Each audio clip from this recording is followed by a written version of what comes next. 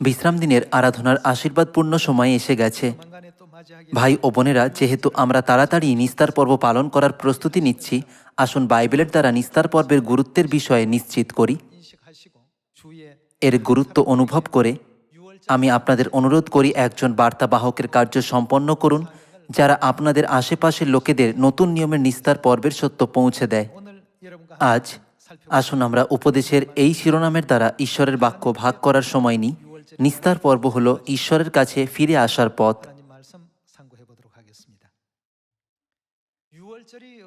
নিস্তার পর্ব ছাড়া ঈশ্বরের কাছে ফেরার কোনো পথ নেই। নিস্তার পর্বের দ্বারা ঈশ্বর এই পাপী জগতে পাপের ক্ষমা পাওয়ার এবং ঈশ্বরের কাছে ফিরে আসার পথ খুলে দিয়েছেন। এইভাবে যেসব চার্চরা বলে যে আমাদের নিস্তার পর্ব পালন করার দরকার নেই, তারা ঈশ্বরের কাছে ফিরে আসতে অস্বীকার করে। এটা সেই বিষয় যা আমাদের অবশ্যই বোঝা উচিত। আসুন আমরা এই প্রশ্নের উত্তর খুঁজি। কোন চার্চ সত্যি ঈশ্বরের আরাধনা করে এবং তার কাছে ফিরে আসে, এবং সেই সত্য কি যার দ্বারা লোকেরা ঈশ্বরের কাছে ফিরে আসতে পারে? আজ আসুন আমরা বাইবেলের সাক্ষ্য দ্বারা এই প্রশ্নগুলির উত্তর নিশ্চিত করি। আসুন আমরা দ্বিতীয় বংশাবলীর পুস্তক 30 অধ্যায় 1 পদ দেখি।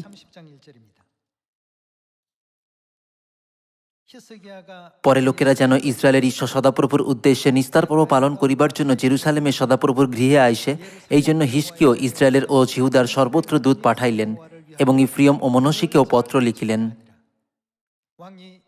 কারণ রাজা তাহার অধ্যক্ষগণ ও জেরুসালেমস্থ সমস্ত সমাজ দ্বিতীয় মাসে নিস্তার পর্ব পালন করিতে মন্ত্রণা করিয়াছিলেন।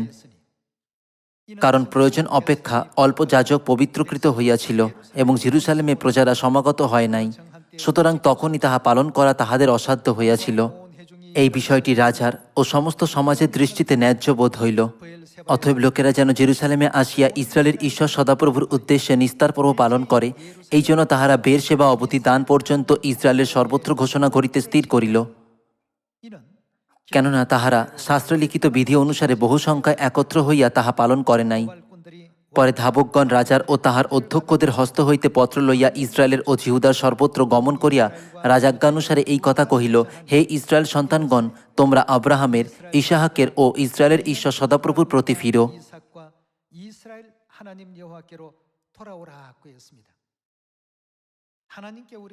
আমাদের জন্য ঈশ্বরের কাছে ফেরার পথ হল নিস্তার পর্বের দ্বারা। দ্বিতীয় বংশাবলী 30 অধ্যায়ে লেখা আছে যে নিস্তার পর্বের দ্বারা আমাদের অবশ্যই ঈশ্বরের কাছে ফেরা উচিত। সেই সময় ইসরায়েলীরা দুটি রাজ্যে বিভক্ত ছিল। দক্ষিণ ভাগ ছিল জিহুদা এবং উত্তর ভাগ ছিল ইসরায়েল। উত্তর ভাগের ইসরায়েল এবং দক্ষিণ ভাগের জিহুদা উভয়ই ঈশ্বরকে বিশ্বাস করত, কিন্তু তারা দীর্ঘ সময় ধরে নিস্তার পর্ব পালন করেনি। তবুও অবশেষে তাদের জন্য নিস্তার পর্ব পালন করার পথ খুলে গিয়েছিল। রাজা হিজকিয় ইসরায়েলের সমস্ত লোকের কাছে একটা বার্তা ঘোষণা করার জন্য তার দূত পাঠিয়েছিল। ঈশ্বরের কাছে ফিরে আসার জন্য তোমাদের নিস্তার পর্ব পালন করা উচিত। ঈশ্বরের বাসস্থানে একত্র হও, ঈশ্বরের কাছে ফিরে এসো।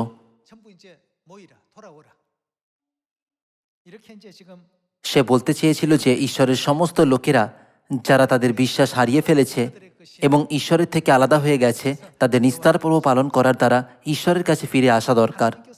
নিস্তার পর্বের মধ্যে ঈশ্বর অনেক অর্থ রেখেছেন। সেগুলির মধ্যে একটি হল, নিস্তার পর্বের মধ্যে সেই সামর্থ্য আছে যা আমাদের ঈশ্বরের কাছে ফিরতে সক্ষম করে। সারা পৃথিবীতে সমুদ্র তীরের বালুকণার মতো অসংখ্য চার্চ আছে। সেগুলির মধ্যে কোন চার্চ সত্যি ঈশ্বরের কাছে ফিরে এসেছে?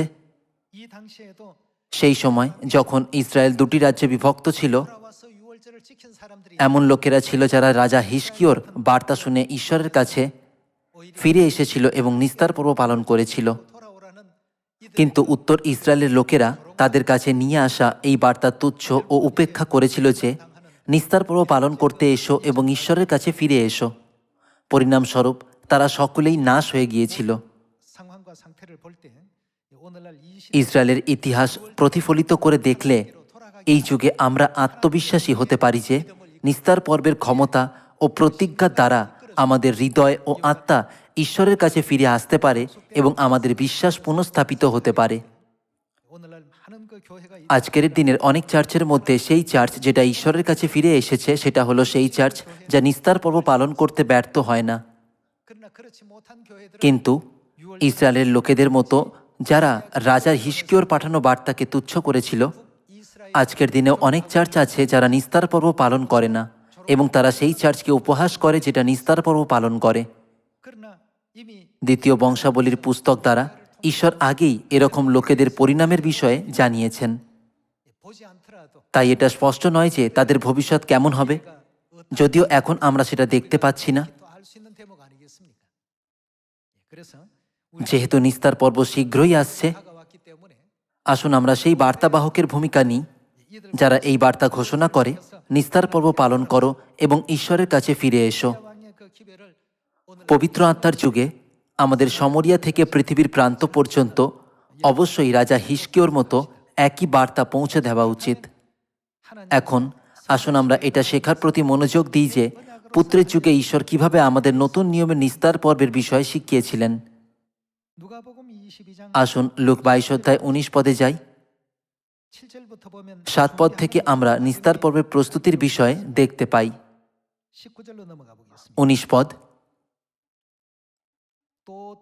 পরে তিনি রুটি লইয়া ধন্যবাদ পূর্বক ভাঙিলেন এবং তাহাদিগকে দিলেন, বলিলেন, ইহা আমার শরীর, যাহা তোমাদের নিমিত্ত দেওয়া যায়, ইহা আমার শরণার্থে করিও। আর সেই রূপে তিনি ভোজন শেষ হইলে পানপাত্রটি লইয়া কহিলেন, এই পানপাত্র। এই পানপাত্রকে তিনি কি বলেছিলেন? আমার রক্তে নূতন নিয়ম। ঈশ্বর নতুন নিয়মকে নিস্তার পর্ব বলে ব্যাখ্যা করেছেন। ব্যাপক অর্থে যখন ঈশ্বর নতুন নিয়ম স্থাপন করেছিলেন, এর মধ্যে কি নিস্তার পর্ব, বিশ্রাম দিন, মাথার আবরকের বিধি, বাপ্তিস্ম এবং অন্যান্য সমস্ত বিধি ও ব্যবস্থাও অন্তর্ভুক্ত ছিল না? নতুন নিয়মের মধ্যে থাকা অনেক সত্যের মধ্যে আজ আসুন আমরা নিস্তার পর্বের প্রতি মনোযোগ দিই। আসুন 20 পদ দেখি। আর সেই রূপে তিনি ভোজন শেষ হইলে পানপাত্রটি লইয়া কহিলেন, এই পানপাত্র আমার রক্তে নূতন নিয়ম। এটা কাদের জন্য স্থাপিত হয়েছে? যিশু বলেছিলেন, এটা তোমাদের জন্য। ঈশ্বর ঘোষণা করেছিলেন যে তিনি সারা জগতের সমস্ত মানব জাতির জন্য নতুন নিয়মের নিস্তার পর্ব ঘোষণা করেছিলেন।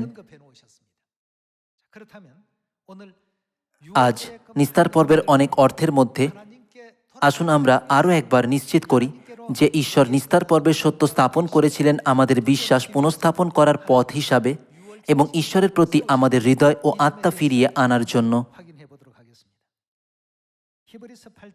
আসুন ইব্রিয় 8 অধ্যায় 7 পদে ঈশ্বরের শিক্ষা দেখি। ইব্রিয় 8 অধ্যায় 7 পদ, কারণ ওই প্রথম নিয়ম যদি নির্দোষ হইত, প্রথম নিয়ম হলো পুরাতন নিয়ম, যা হলো সিনয় পর্বতে স্থাপিত মুশির ব্যবস্থা। কারণ ওই প্রথম নিয়ম যদি নির্দোষ হইত, তবে দ্বিতীয় এক নিয়মের জন্য স্থানের জন্য চেষ্টা করা যাইত না। দ্বিতীয় এক নিয়ম হলো নতুন নিয়ম। সেই জন্য নতুন নিয়মের জন্য কোনো স্থানের চেষ্টা করা হতো না।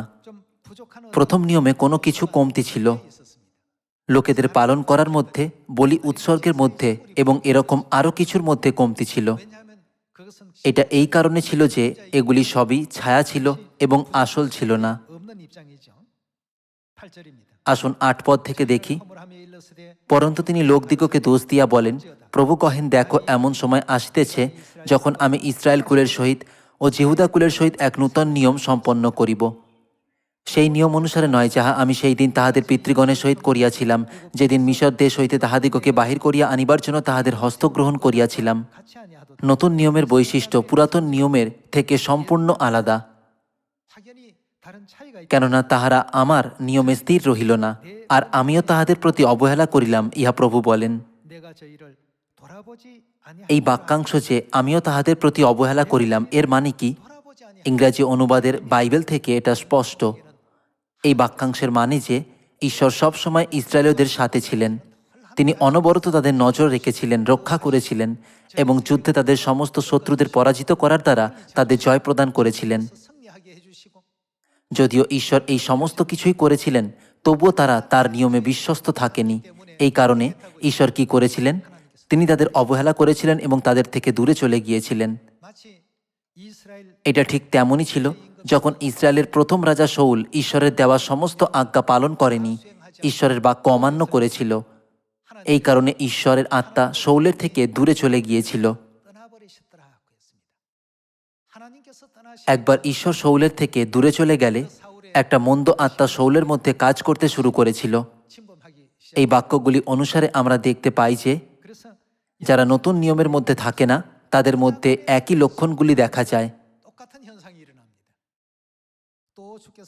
কিন্তু সেই কালের পর আমি ইসরায়েল কুলের সহিত এই নিয়ম স্থির করিব, ইহা প্রভু বলেন, আমি তাহাদের চিত্তে আমার ব্যবস্থা দিব আর তাহাদের হৃদয়ে তাহা লিখিব, এবং আমি তাহাদের ঈশ্বর হইব ও তাহারা আমার প্রজা হইবে। আমি তাদের ঈশ্বর হব এবং তারা আমার প্রজা হবে। ঈশ্বর বলতে চেয়েছেন যে তাদের মধ্যে তাকে এবং তার মধ্যে তাদের থাকার জন্য সহজভাবে বললে তাদের তার কাছে ফেরার জন্য তিনি কি স্থাপন করেছিলেন? তিনি নতুন নিয়ম স্থাপন করেছিলেন। কিন্তু ঈশ্বর তাদের সাথে থাকবেন না যারা তার নিয়মের মধ্যে থাকে না। তার বদলে তিনি তাদের থেকে দূরে চলে যান। ইস্করিয়তীয় জিহুদার ক্ষেত্রেও একই। সে সেই সব লক্ষণ দেখাতে শুরু করেছিল যে তার বিশ্বাসের অবনতি হচ্ছিল যখন তার মধ্যে মন্দ আত্মা প্রবেশ করেছিল। সে টাকার জন্য লোভী হয়ে উঠেছিল এবং 30টির উপর টাকার বিনিময়ে যিশুর সাথে বিশ্বাসঘাতকতা করার জঘন্য পাপ করেছিল। যখন ঈশ্বরের আত্মা শৌলকে ছেড়ে গিয়েছিল, সেই মুহূর্তে একটা মন্দ আত্মা তার মধ্যে প্রবেশ করেছিল এবং তাকে কষ্ট দিতে শুরু করেছিল। এরকম হতাশার মধ্যে সে দাউদকে তার জন্য বীণা বাজানোর জন্য ডেকেছিলেন, ঈশ্বর যার সাথে ছিলেন। বীণার সুর শুনে কিছু সময়ের জন্য সে তার চেতনা ফিরে পেয়েছিল এবং শান্ত হয়েছিল।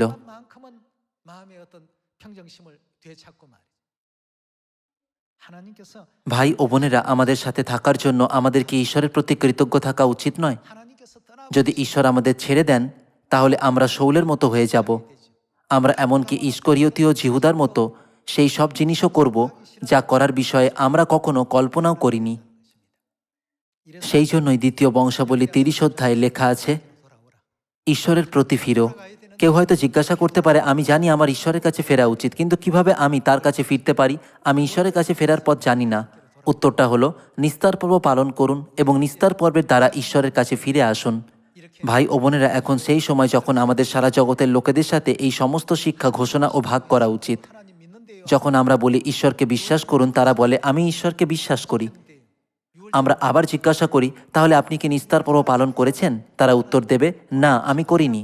নিস্তার পর্ব কি? আমাদের বলা উচিত, বাইবেল আমাদের শিক্ষা দেয় যে নিস্তার পর্ব পালন করা ছাড়া কেউই ঈশ্বরের কাছে ফিরতে পারবে না। আপনি কি কখনো বাইবেলে এটা দেখেছেন?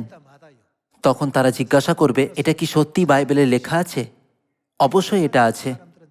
তখন আমরা 2 বংশাবলী 30 অধ্যায় খোলার দ্বারা তাদের ব্যাখ্যা করতে পারি যে যারা নিস্তার পর্ব পালন করবে না তারা কখনো ঈশ্বরের কাছে ফেরার লোক হতে পারবে না। আমাদের তাদের বর্তমান পরিস্থিতির বাস্তবতার সম্বন্ধেও জানানো উচিত। এব্রিয় 8 অধ্যায়ে দেওয়া ঈশ্বরের বাক্য অনুসারে ঈশ্বর বলেছেন, তারা আমার নিয়মে স্থির থাকলো না। যেহেতু তারা এটা করেছে, তাই আমিও তাদের অবহেলা করলাম।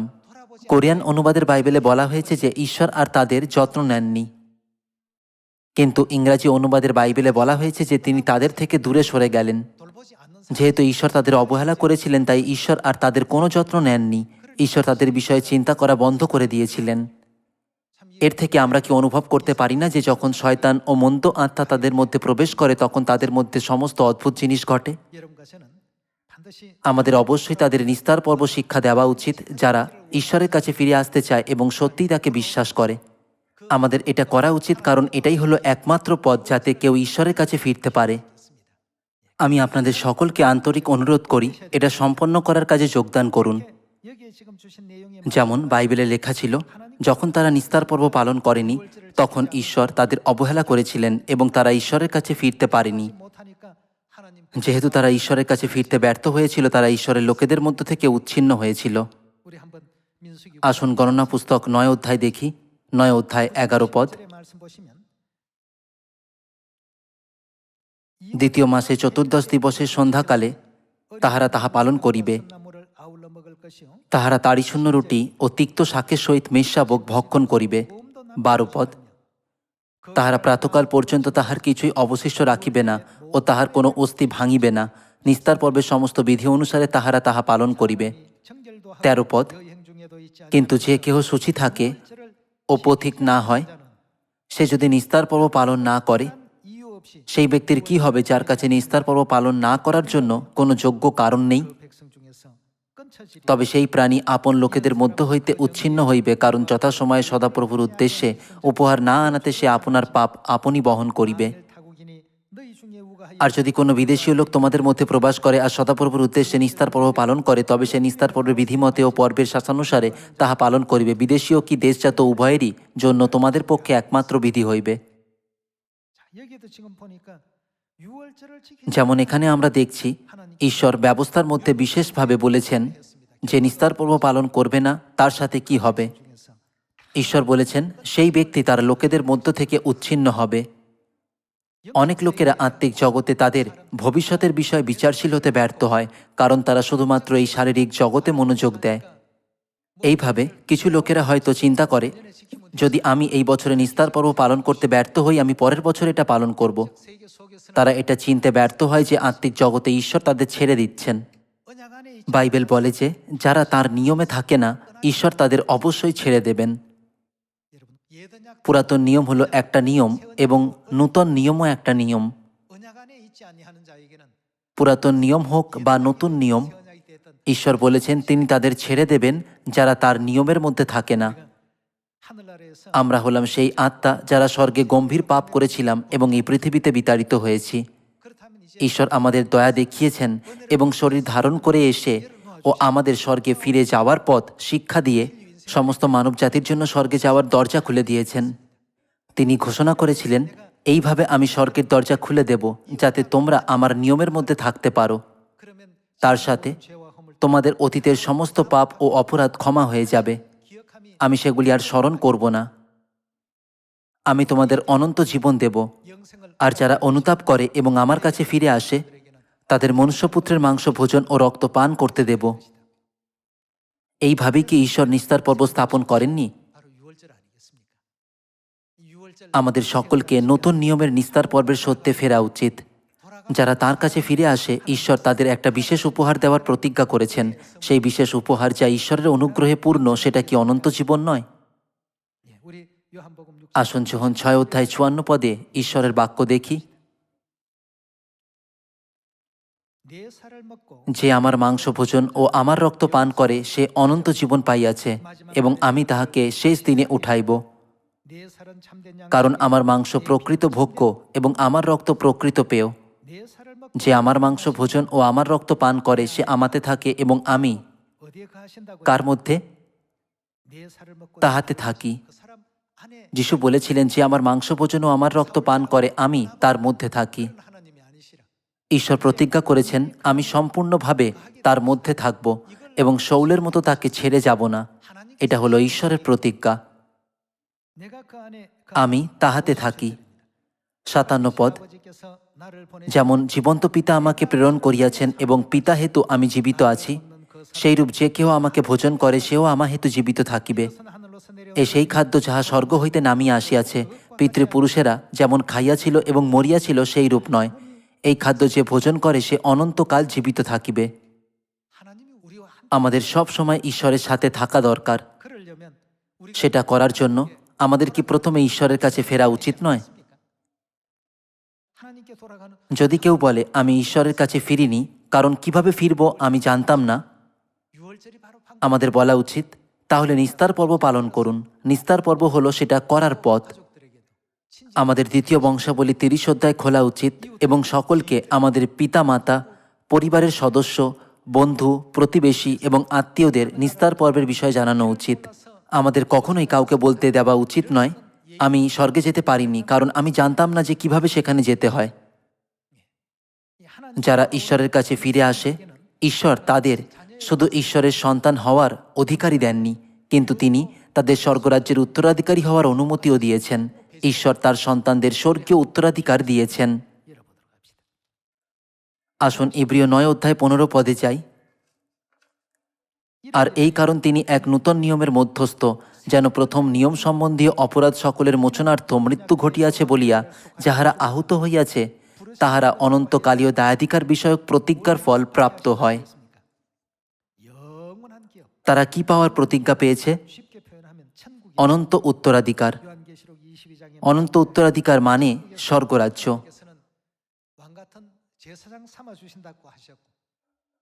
প্রকাশিত বাক্য 22 অধ্যায়ে লেখা আছে যে ঈশ্বর আমাদের স্বর্গরাজ্যের রাজকীয় যাজক বানাবেন এবং আমরা চিরকালের জন্য কখনো মৃত্যু দেখব না।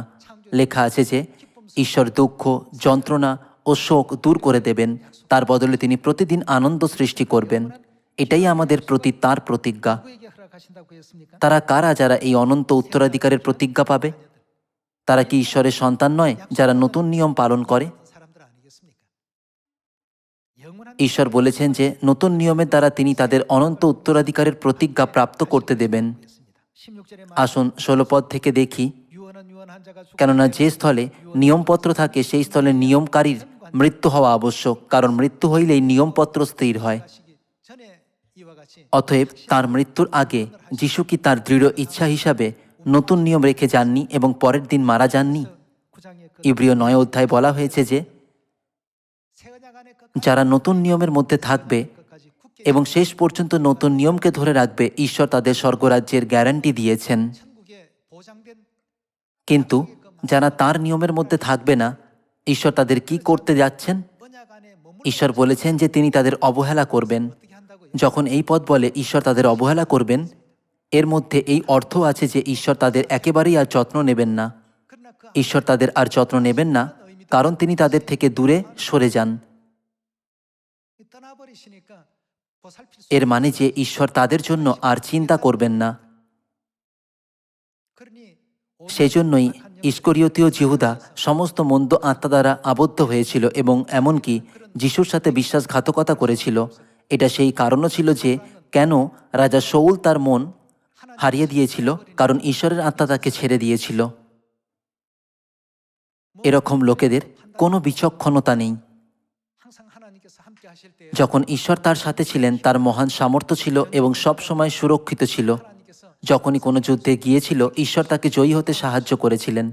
কিন্তু যখন ঈশ্বর তার সাথে ছিলেন না, সে যুদ্ধক্ষেত্রে তীর দ্বারা বিদ্ধ হয়ে মারা গিয়েছিল। অবশেষে সে কি এরকম করুণ পরিস্থিতির সম্মুখীন হয়নি?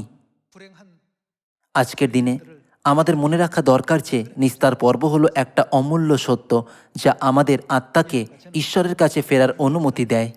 যদিও আমরা স্বর্গে পাপ করেছিলাম এবং এই পৃথিবীতে বিতাড়িত হয়েছি, ঈশ্বর প্রতিজ্ঞা করেছেন, যদি তোমরা নিস্তার পর্বের দ্বারা আমার কাছে ফেরো, তাহলে আমি তোমাদের আমার লোক বলে গ্রহণ করব। আমি তোমাদের মধ্যে থাকব এবং তোমরা আমার মধ্যে থাকবে। আমি আমার মাংস ও আমার রক্তের দ্বারা তোমাদের খাওয়াবো এবং আমি তোমাদের সাথে এক হব। আমি তোমাদের স্বর্গে রাজত্ব করার রাজকীয় যাজকত্বের উপাধিও দেব। তার সাথে আমি তোমাদের অনন্ত জীবনও দেব। যারা তার নিয়মের মধ্যে থাকে, ঈশ্বর তাদের যা কিছু দিয়েছেন সেটা সত্যি অসাধারণ। কিন্তু এই পৃথিবীতে বাস করা লোকেদের কাছে তাদের বর্তমান পরিস্থিতির তুলনায় এই অসাধারণ সুযোগকে সত্যিকারের বলে মনে হয় না। এই জন্যই তারা এটাকে তুচ্ছ বলে বিবেচনা করে।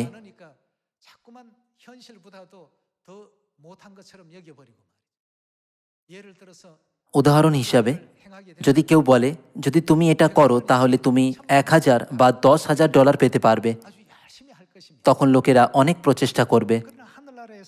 কিন্তু যারা নতুন নিয়মের নিস্তার পর্ব পালন করে, তাদের স্বর্গে যা পাওয়ার অনুমতি ঈশ্বর দিয়েছেন সেটা পরিমাপ করা যায় না। এটা যে কোনো সাধারণ জ্ঞানের বাইরে। যেহেতু এটা খুবই অসাধারণ ও আশ্চর্যের, তারা এই আশীর্বাদকে অবাস্তব বলে মনে করে। তারা নিজেদের জিজ্ঞাসা করে, এটা কি সত্যিই হবে? ওই সমস্ত কিছু কি সত্যি আমাদের দেওয়া হবে? ঈশ্বর কখনো মিথ্যা বলেন না। একবার ঈশ্বর যদি আমাদের কোনো কিছু দেওয়ার কথা বলেন, তিনি অবশ্যই আমাদের সেটা দেবেন। একবার যদি ঈশ্বর বলেন তিনি কোনো কিছু পূর্ণ করবেন, তিনি এটাকে পূর্ণ করবেন। এই জন্যই কি আমাদের বিশ্বাস দরকার নেই? আমাদের বিশ্বাস করা উচিত। এই নিস্তার পর্ব যা ঈশ্বর আমাদের দিয়েছেন, সেটাই ঈশ্বরের কাছে ফিরে যাওয়ার একমাত্র পথ। আসুন আমরা সমস্ত মানব জাতির কাছে চিৎকার করি, সিওনে ফিরে আসুন এবং ঈশ্বরের সাথে দেখা করুন। ঈশ্বরের কাছে ফিরে আসুন। আসুন অনুগ্রহপূর্ণভাবে নিস্তার পর্ব প্রচার করি, যা ঈশ্বর আমাদের পালন করার অনুমতি দিয়েছেন। 하나님께서 যখন ঈশ্বর আমাদের ডেকেছেন, ঈশ্বর আমাদের কর্মী নামে একটা উপাধি দিয়েছেন। 어떤 일을 하는 আমরা কোন ধরনের কর্মী? 뭐 자동차를 만드는 সেই কর্মী যারা গাড়ি তৈরি করে, সেই কর্মী যারা জাহাজ তৈরি করে। আসুন 2 কোরিন্থীয় 3 অধ্যায় 6 পদ দেখি। 3장 6절의 말씀 এটা 보시면 পড়ি। তিনি আমাদিগকে নূতন নিয়মের পরিচারক হইবার উপযুক্ত করিয়াছেন। 되게 만족해 하셨다고 했습니다. ঈশ্বর আমাদের খামারে কাজ করার কর্মী হিসেবে মনোনীত করেননি, বরং এটা বলে যে তিনি আমাদিগকে নূতন নিয়মের পরিচারক হইবার উপযুক্ত করিয়াছেন। 만족해 하셨으니 অক্ষরের নয়, কিন্তু আত্মার পরিচারক, কারণ অক্ষর বধ করে, কিন্তু আত্মা জীবনদায়ক। 것임이라고 했습니다. 살리는 이 새 언약의 ঈশ্বর আমাদের নতুন নিয়মের কর্মীর কাজ করার অনুমতি দিয়েছেন, যা জীবন দেয়। 다시 말해서 সহজভাবে বললে, নূতন নিয়মের নিস্তার পর্ব হল ঈশ্বরের কাছে ফেরার মানবজাতির জন্য একমাত্র পথ। নিস্তার পর্বের মধ্যে অনেক প্রতিজ্ঞা আছে। 약속이 있습니다. নিস্তার পর্ব হল শক্তিশালী, 이 땅에서의 어떤 যেহেতু এই প্রতিজ্ঞা শুধুমাত্র পৃথিবীতেই প্রদান করা হয় না, 천국에서의 কিন্তু অনন্ত স্বর্গরাজ্য অনবরত থাকে। 이 유월절 তাই নিস্তার পর্বের জন্য দয়া করে আগে থেকেই অনুগ্রহপূর্ণভাবে প্রস্তুতি নিন। 유월절에 대한 그 যাত্রা পুস্তকে আমরা দেখতে পাই যে ঈশ্বর লোকেদের নিস্তার পর্ব পালন করার জন্য প্রস্তুতি করতে বলেছিলেন। আসুন 12 অধ্যায় 1 পদে ঈশ্বরের বাক্য দেখি। আর মিশর দেশে সদাপ্রভু মোশি ও হারনকে কহিলেন, এই মাস তোমাদের আদি মাস হইবে, বৎসরের সকল মাসের মধ্যে প্রথম হইবে।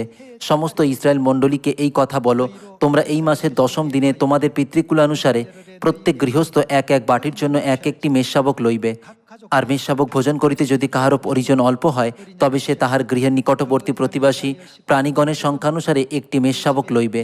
তোমরা এক এক জনের ভোজন শক্তি অনুসারে মেষশাবকের জন্য গণনা করিবে। 양을 따라서 너희 어린 তোমাদের সেই শাবকটি নির্দোষ ও প্রথম বৎসরের পুংশাবক হইবে। 흠없고 তোমরা মেষপালের কিংবা ছাগপালের মধ্য হইতে তাহা লইবে, 양이나 আর এই মাসে 14 দিন পর্যন্ত রাখিবে। 14일까지 এর মানে কি এই নয় যে তাদের আগে থেকেই মেষশাবক প্রস্তুত করা উচিত? 미리 আর এই মাসে 14 দিন পর্যন্ত রাখিবে। পরে ইসরায়েল মণ্ডলীর সমস্ত সমাজ সন্ধ্যাকালে সেই শাবকটি হনন করিবে। আর তাহারা তাহার কিঞ্চিত রক্ত লইবে এবং যে যে গৃহ মধ্যে মেষশাবক ভোজন করিবে সেই সেই গৃহের দ্বারের 2 বাজুতে ও কপালিতে তাহা লেপিয়া দিবে। পরে রাত্রিতে তাহার মাংস ভোজন করিবে, অগ্নিতে দগ্ধ করিয়া তাড়িশূন্য রুটি ও তিক্ত শাকের সহিত তাহা ভোজন করিবে।